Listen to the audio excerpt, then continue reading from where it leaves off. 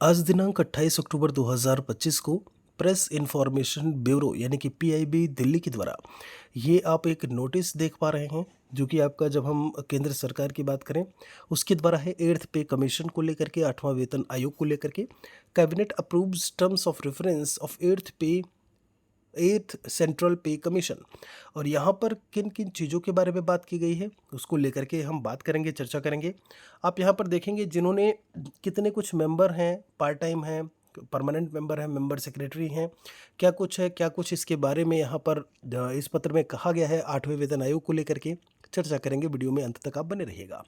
यहाँ पर इसका एक हिंदी ट्रांसलेशन मैंने कर रखा है, जरा इस पर गौर करिएगा। यहाँ पर आप देखेंगे तो प्रधानमंत्री नरेंद्र मोदी की अध्यक्षता में केंद्रीय मंत्रिमंडल ने आज आठवें केंद्रीय वेतन आयोग के विचारार्थ विषयों को मंजूरी दे दी। यहाँ पर आगे कहते हैं, एक अस्थायी निकाय होगा। आयोग में एक अध्यक्ष, एक सदस्य अंशकालिक और एक सदस्य सचिव शामिल होंगे। यह अपने गठन की तिथि से 18 महीनों के भीतर अपनी सिफारिशें प्रस्तुत करेगा। तो आप यहाँ पर देखेंगे 18 महीनों की बात इन्होंने जो है वो की हुई है। आगे कहते हैं, यदि आवश्यक हो तो सिफारिशों को अंतिम रूप दिए जाने पर आयोग किसी भी मामले पर अंतरिम रिपोर्ट भेजने पर विचार कर सकता है। सिफारिशें क्या कुछ हैं तो आप यहाँ पर देख पा रहे होंगे। फिलहाल के लिए जो मेन चीज़ है, ये तो एक टेक्निकल टर्म हो गया कि आयोग का गठन करना, वहाँ पर क्या कुछ कैसे चीज़ें चलेंगी। टर्म्स ऑफ रेफरेंस चूँकि यहाँ पर इन्होंने सब्जेक्ट में ही वो चीज़ मेंशन किया हुआ है। मुद्दे की बात यह है, जब हम सैलरी के इंक्रीमेंट को लेकर के बात करें, बढ़ोतरी कितनी कुछ देखने को मिल सकती है। तो अभी जब हम फिटमेंट फैक्टर की बात करें 1.92 2.86, जिसके बारे में हम अक्सर बात करते रहे हैं।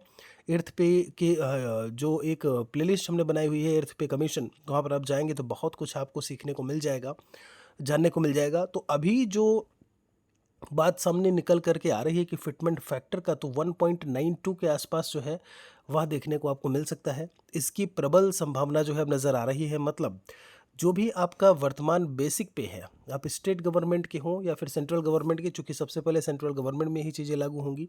धीरे धीरे राज्य में जो भी सरकारें होती हैं उस हिसाब से वहाँ पर वो आठवां वेतन आयोग लागू करेंगी।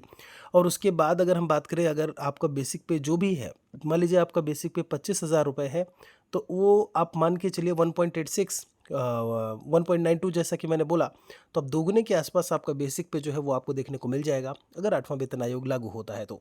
इसी हिसाब से बाकी चीज़ें जो है वो चेंज होंगी। लेवल 1 से लेकर के लेवल 18 तक जो भी होता है, उन सभी में आपको बेसिक पे में इसी तरीके से परिवर्तन देखने को मिल सकता है, मिलेगा। कोई और सवाल है तो हमारे लिए लिखिएगा ज़रूर। बाकी यहाँ पर ये पूरा पत्र है, आप इसे देख सकते हैं। एक और वीडियो के साथ में जल्दी मिलेंगे।